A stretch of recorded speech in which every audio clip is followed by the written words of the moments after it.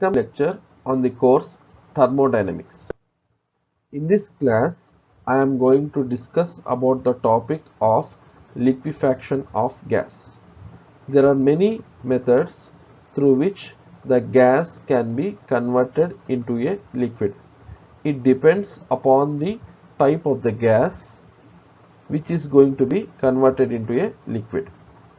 In this class, I am going to discuss about the topic of liquefying helium gas by using Kapitza method.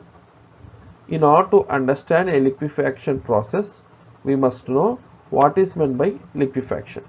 Liquefaction is a process by which a gas can be converted into liquid. To convert a liquid into gas, in this slide, you can see the internal structure of a liquid and a gas. If you see here, in a liquid, the molecules are very close to each other. According to kinetic theory of gases, forces of attraction exist between the molecules inside a liquid.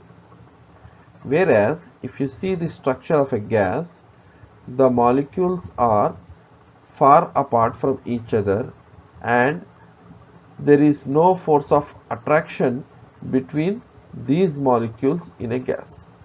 So, in order to convert a liquid into a gas, we need to bring the molecules of a gas very close to each other. Then only a gas can be converted into liquid.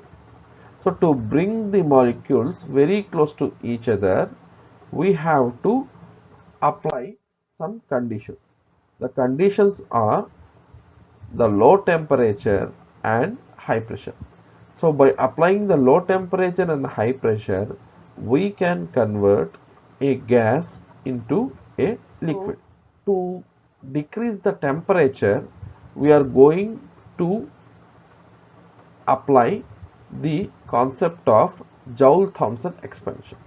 That is, the gas is made to undergo the Joule-Thomson expansion so that the gas can be cooled. Let us know what is meant by Joule-Thomson expansion.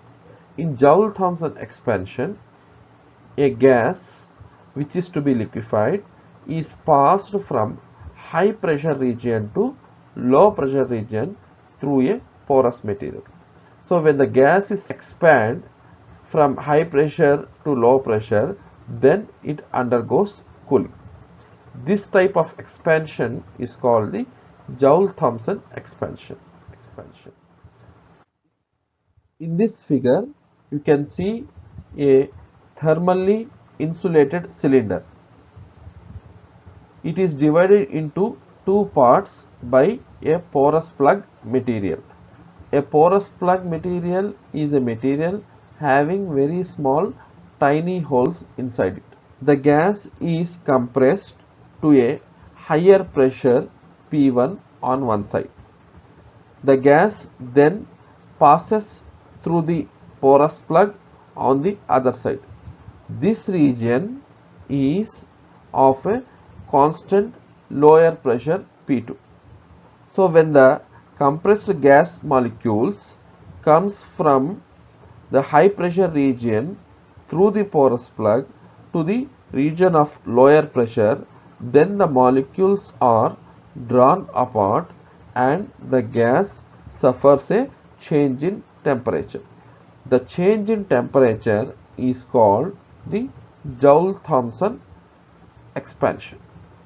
So, when a gas under a constant pressure is passed through a porous plug to a region of lower constant pressure, the gas suffers a change in temperature. Normally, all the gases suffer the change in temperature after passing through the porous plug. The change in temperature depends upon the initial temperature of the gas. So, there is a particular temperature which is required so that the gas shows the cooling effect. The fall in temperature increases as the initial temperature of the gas is decreased. So the Joule-Thomson expansion produces a very small cooling in most gases. This drawback is removed by the principle of regenerative cooling. In regenerative cooling, the gases which has suffered the Joule-Thomson expansion is made to flow back over the tube containing the incoming gas. The incoming gas is thus cooled and again suffering the Joule-Thomson expansion becomes still more cool. Here you can see the picture. Here is a incoming gas which is coming and entering this heat exchanger. So once this gas comes here and it undergoes the Joule-Thomson expansion, which is a cooling process. So once the gas is cooled, it rises up again in the heat exchanger. So in this process, the gas further cools the incoming gas. So this process is called the process of regenerative cooling. That is, the incoming gas is cooled by the gas which has already cooled by the Joule-Thomson expansion. So these two concepts are going to be used in the process of liquefaction of gas. That is, first the gas is made to undergo the Joule-Thomson expansion, and by using the principle of regenerative cooling, we are going to cool the gas so that it becomes into a liquid. So this picture you can see is a demonstration of how a gas can be converted into liquid. This is the incoming gas. Once it enter here, because we are going to increase the pressure, so by compressing the gas, the pressure is increased. So the heat of the compression is removed once the gas is passed through this bath, which is a bath containing the liquid nitrogen. So liquid nitrogen is having a temperature of minus 206 degrees centigrade. So by passing the liquid nitrogen in this bath, the heat of compression of the gas is removed and the gas is made to suffer the Joule-Thomson expansion. So which is a decrease of temperature and the gas turns into a liquid. So let us learn the Kapitsa method of liquefying helium. Helium was the last gas to be liquefied. All the attempts made before 1908 to liquefy the helium failed, as the critical temperature of the helium is minus 268 degrees centigrade. So in order to liquefy the helium, we need to cool the gas below minus 268 degrees centigrade so that it becomes liquefied. So Kamerlingh Owens in 1908, after systematic study, was successful in liquefying the helium by applying the process of Joule-Thomson expansion and the principle of regenerative cooling. Kapitsa in 1934 liquefied helium by modifying Claude's method.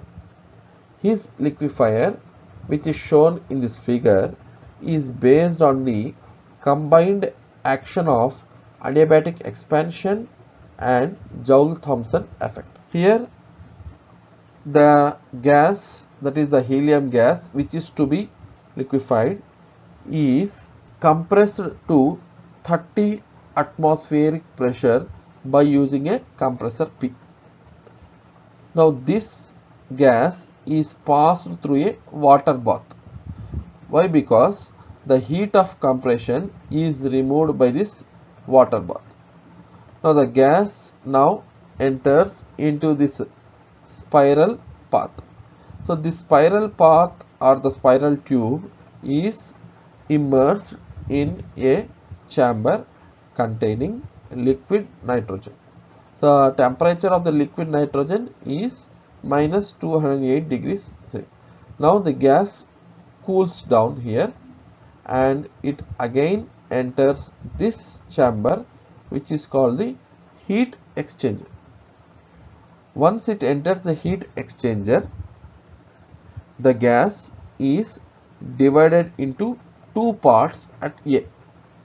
One part passes through the expansion engine E. Due to this adiabatic expansion of the gas, it cools to minus 263 degree centigrade. Now this cooled gas rises in the heat exchanger and cools the second part of the gas coming towards the nozzle N. The second part is now cooled, and after the expansion at the nozzle N, now the liquefied helium is collected here.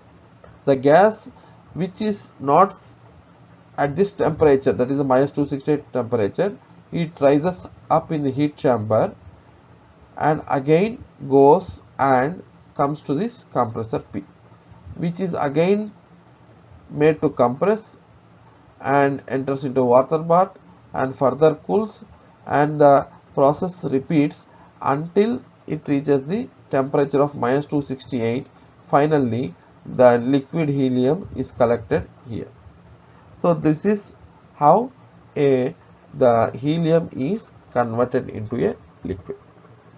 The important modifications made by the Kapitsa here is the change of this expansion engine. Here he has used, here the expansion engine is made such that no lubricant is used, because actually all lubricants become solidify at low temperature. I hope you have understood the topic of liquefaction of gases. Thank you very much.